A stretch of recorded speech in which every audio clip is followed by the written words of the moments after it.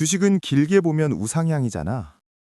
30대 직장인 김모 씨는 그 말을 믿지 않았다기보다는 믿고 싶었다고 말하는 게 더 정확할 겁니다. 지인들 모임에 나가면 대화의 절반은 항상 주식 이야기였습니다. 누가 얼마를 벌었고 어떤 종목이 아직 안 오른 보석인지. 김 씨는 그 자리에 앉아 맥주잔만 만지작거렸습니다. 이사 자금으로 모아둔 5천만 원. 잃으면 안 되는 돈이었기 때문입니다. 그러던 어느 날 가장 주식을 못할 것 같던 친구 한 명이 이렇게 말했습니다. 야, 현대차 아직 싸. 로봇도 하고 전기차도 하고 이건 그냥 들고 가는 거야. 그 말이 결정타였습니다. 김 씨는 그날 밤 유튜브에서 현대차 목표가 영상을 몇 개 더 보고 다음 날 아침 전 재산의 상당 부분을 넣었습니다. 그리고 며칠 뒤 휴대폰 알림에 이렇게 떴습니다. 코스피 급락, 사이드카 발동. 설마 오늘 하루겠지. 하지만 하루가 아니었습니다. 같은 날 60대 은퇴자 박모 씨는 아침부터 손이 떨렸습니다. 유튜브에서 본 영상 때문이었습니다. 곧 세계 금융 대공황이 옵니다. 원화는 휴지 조각이 됩니다. 지금 사야 할 건 딱 하나, 은입니다. 박 씨는 노후 자금으로 모아둔 3억 5천만 원 중 상당 부분을 은 선물에 넣었습니다. 금보다 싸고 앞으로 더 오를 거라더라. 그런데 그 주말 은 가격은 하루 만에 30% 폭락했습니다. 계좌에 찍힌 손실 금액은 1억 원이 넘었습니다. 박 씨는 말합니다. 나는 경제 뉴스도 챙겨봤고 유튜브도 공부한다고 본 건데 정말 그랬을까요? 김 씨와 박 씨는 과연 운이 나빴던 걸까요? 아니면 모두가 놓치고 있는 더 큰 신호가 있었던 걸까요? 주식 공부 많이 했어요. 유튜브도 보고 뉴스도 챙겨보고 전문가 의견도 들었어요. 그런데 왜 저만 손해를 볼까요? 이 질문을 던지는 사람들에게는 공통점이 있습니다. 아무것도 모르고 투자한 게 아니라는 점입니다. 오히려 너무 많이 알려고 했고 너무 열심히 공부했습니다. 그런데 역설적이게도 가장 열심히 공부한 사람들이 가장 큰 손실을 봤습니다. 왜일까요? 30대 직장인 김 씨는 이사 자금 5천만 원을 길게 보면 우상향이라는 말을 믿고 현대차에 올인했습니다. 60대 은퇴자 박 씨는 대공황이 온다는 유튜브 영상을 보고 3억 5천만 원 중 상당액을 은선물에 넣었습니다. 둘 다 공부했고 둘 다 확신했습니다. 그리고 둘 다 큰 손실을 봤습니다. 지난주 시장은 말 그대로 붕괴했습니다. 코스피는 사이드카가 발동될 정도로 급락했고 금은 10%, 은은 30%, 비트코인은 7만 달러 초반까지 밀렸습니다. 모든 자산이 동시에 무너졌습니다. 이건 단순한 조정일까요? 아니면 시장이 뭔가를 경고하는 걸까요? 힌트는 너무 많이 올랐던 것들에 있습니다. 시장에서 가장 위험한 순간은 악재가 많을 때가 아닙니다. 아무도 걱정하지 않을 때입니다. 지난 2년간 사람들은 이렇게 말했습니다. 이번엔 다르다. AI가 세상을 바꾼다.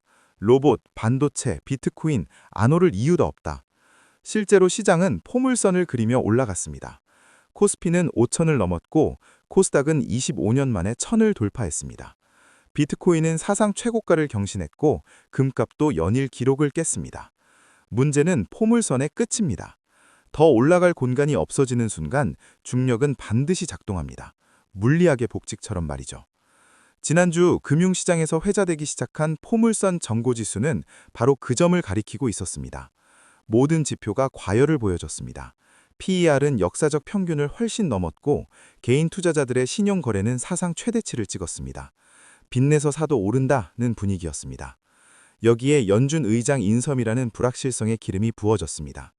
트럼프 대통령이 제롬 파월 대신 새로운 인물을 지명할 가능성이 제기됐습니다.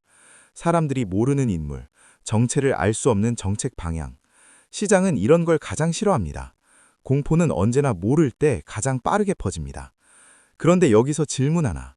이런 신호들이 있었는데 왜 사람들은 계속 샀을까요? 김 씨도 박 씨도 공통점이 있습니다.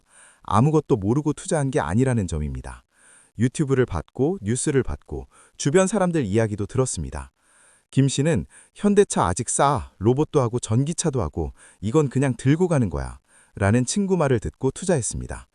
그 친구는 진심으로 조언했을 겁니다. 악의는 없었습니다. 박 씨는 유튜브에서 대공황이 온다는 영상을 보고 확신했습니다. 그 영상도 조회수가 수십만이었고 댓글엔 감사합니다. 이제 알았네요 라는 반응들이 가득했습니다. 하지만 문제는 그 정보들이 언제나 결과 뒤에 나온다는 것입니다. 주가가 오르면 이유가 만들어지고 가격이 폭락하면 경고 영상이 쏟아집니다. 시장은 늘 다 알고 있는 것처럼 말하지만 정작 언제 팔아야 하는지는 알려주지 않습니다. 더 무서운 건 그 정보를 접할 때쯤이면 이미 늦었다는 것입니다. 현대차 싸다는 말이 나올 땐 이미 충분히 올랐을 때고 은이 오른다는 말이 퍼질 땐 이미 고점일 때입니다. 아무것도 모르고 남의 말만 듣고 투자에 나서는 순간 당신은 투자자가 아니라 시장의 연료가 됩니다. 그렇다면 전문가들은 이 상황을 어떻게 보고 있을까요? 과거엔 이런 공식이 있었습니다. 주식이 떨어지면 금으로 간다. 금도 위험하면 달러로 간다. 자산 배분의 기본이었죠. 하지만 이번엔 달랐습니다. 주식, 금, 은, 비트코인 모든 자산이 동시에 무너졌습니다. 도망갈 곳이 없었습니다. 이건 무엇을 의미할까요? 시장에 유동성 위기가 온 겁니다. 쉽게 말해 현금이 필요한 사람들이 너무 많아져서 무엇이든 팔아치우는 상황입니다. 이익이 나든 손해든 일단 현금 확보부터라는 공포가 지배하는 순간입니다. 금융 역사를 보면 이런 패턴은 큰 위기 직전에 자주 나타납니다. 2008년 금융위기 때도 2020년 코로나 폭락 때도 처음엔 모든 자산이 동시에 무너졌습니다. 물론 회복했습니다. 하지만 회복하기 전까지 얼마나 더 떨어질지, 얼마나 오래 걸릴지는 아무도 모릅니다. 그 시간을 버틸 수 있는 사람만 살아남습니다. 김 씨처럼 잃으면 안 되는 돈을 넣은 사람은 버티지 못합니다. 공포의 바닥에서 팔고 손실을 확정합니다. 그렇다면 지금 우리가 주목해야 할 신호는 무엇일까요? 시장에는 잔혹한 패턴이 있습니다. 개인 투자자가 대량 매수할 때 기관과 외국인은 팔아치웁니다. 그리고 그 타이밍이 대부분 고점입니다. 지난 몇 주간의 데이터를 보면 명확합니다.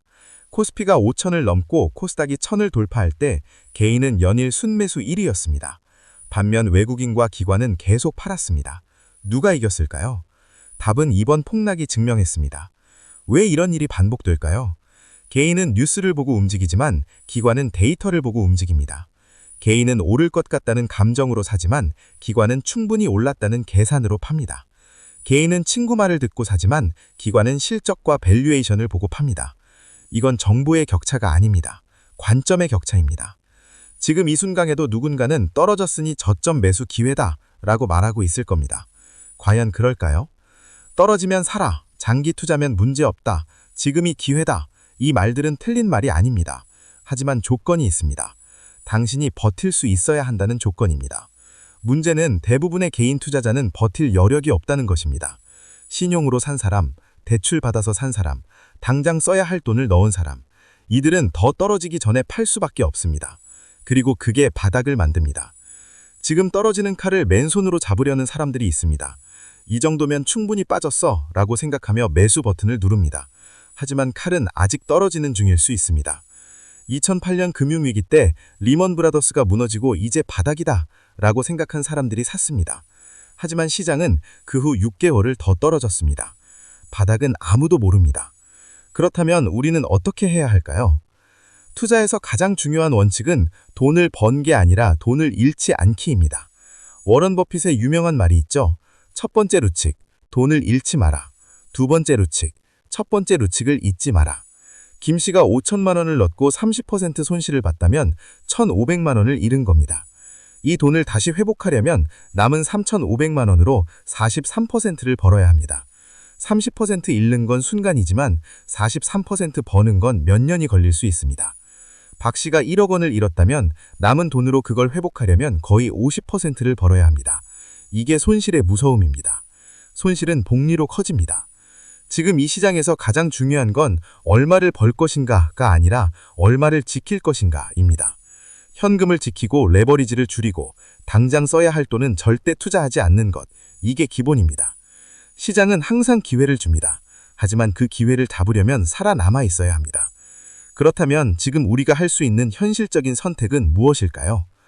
정리하겠습니다. 김 씨와 박 씨는 운이 나빴던 게 아닙니다. 그들은 공부했지만 잘못된 방향으로 공부했습니다. 유튜브 영상을 보는 건 공부가 아닙니다.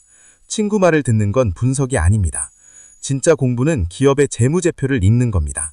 산업 전망을 스스로 분석하는 겁니다. 내가 왜 이 주식을 사는지, 언제 팔 것인지 명확한 기준을 세우는 겁니다.